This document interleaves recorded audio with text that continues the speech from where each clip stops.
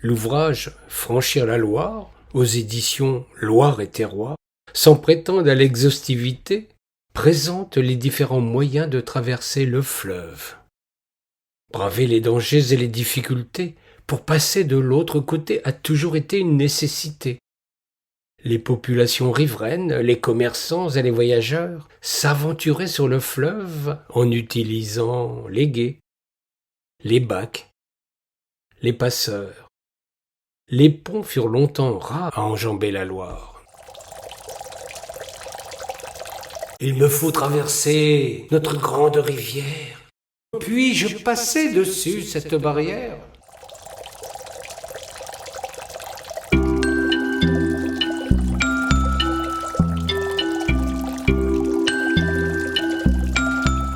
Bien sûr, quand elle est passe, je peux trouver à pied une petite passe qui deviendra un gué.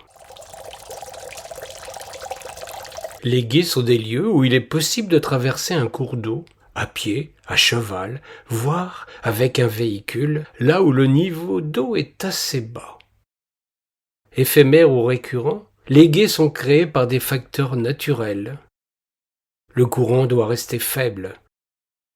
Le fond de la Loire, composé de sable et de gravier, peut être instable et changeant, et le lieu de passage peut disparaître ou être déplacé au fil des saisons. En certains points, des hauts fonds larges et plus stables garantissent une plus grande sécurité. Les îles sont aussi mises à profit pour trouver des lieux de traversée. Le gué a l'avantage de la gratuité face aux ponts, bacs et passeurs.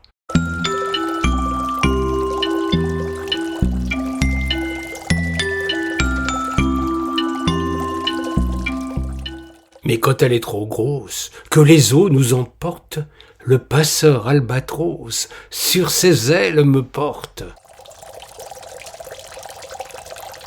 Le recours au passeur pour traverser le fleuve était une pratique courante. Ce service rendu à la population riveraine, payant, a très tôt été réglementé et encadré par les seigneuries châtelaines, les abbayes, le pouvoir royal, puis par le trésor public. Principalement exercé par des hommes, le métier de passeur suppose de bien connaître le fleuve, ses moindres caprices, ses courants, ses hauts fonds et ses mouvements, même en effectuant régulièrement un parcours préétabli. Le métier s'est souvent transmis de père en fils. Le passeur doit faire preuve de ses compétences. C'est souvent un ancien marinier. Il doit être qualifié. Et ses aides doivent être suffisamment âgés et responsables pour être engagés.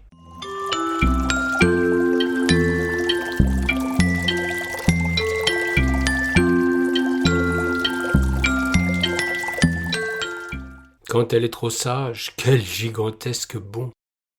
Pour les gens des parages se dresse alors un pont. Ce n'est pas petite gloire que d'être pont sur la Loire. On voit à ses pieds rouler la plus belle des rivières. Jean de La Fontaine. Depuis l'Antiquité, on sait construire des ponts. Pour autant, les difficultés de mise en œuvre, les coûts de construction et leur présence, vus comme un obstacle à la navigation, ont pendant longtemps limité le nombre d'ouvrages de franchissement de la Loire, comme des fleuves en général.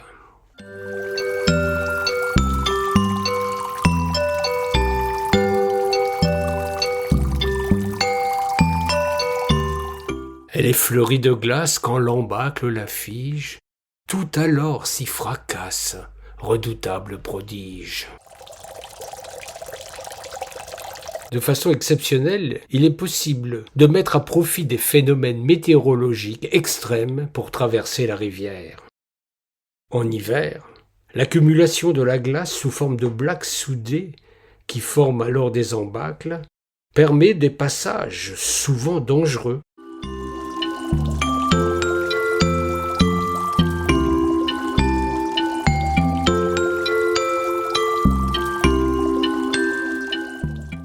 Quand elle s'offre une crue, elle envahit le Val. Reste-t-il un intrus pour franchir l'intervalle? Les crues de la Loire peuvent donner lieu à des inondations catastrophiques. Ces moments extrêmes donnent aussi lieu à des élans et des gestes de solidarité entre les riverains. Les grandes crues du XIXe siècle, en 1846, 1856 et 1866, en donnent l'occasion.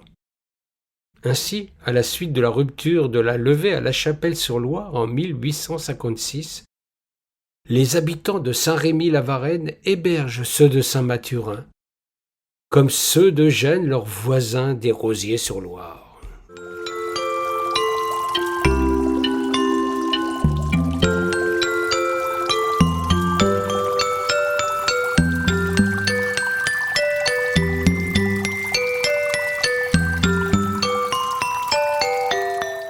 Quand elle est à l'étiage, elle se perd sous le sable, sans le moindre mouillage. Elle paraît traversable. L'été, c'est l'étiage qui permet par endroits de traverser le fleuve. Ce débit très faible et les passages qu'il construit sont décrits par de nombreux écrivains. Stendhal, Musset ou encore Jules Renard, qui décrivaient la Loire comme un fleuve de sable où coule un peu d'eau.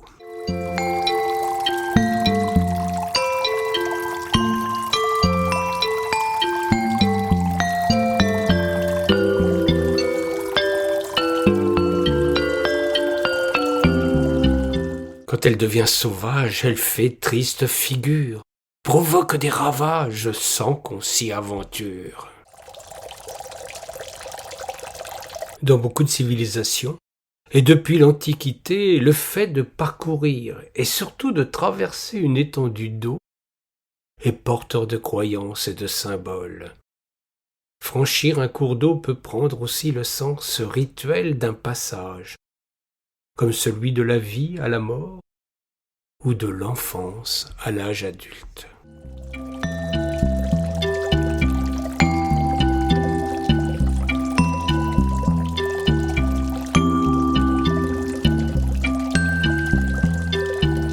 Il me faut traverser notre grande rivière. Puis-je passer dessus cette barrière ?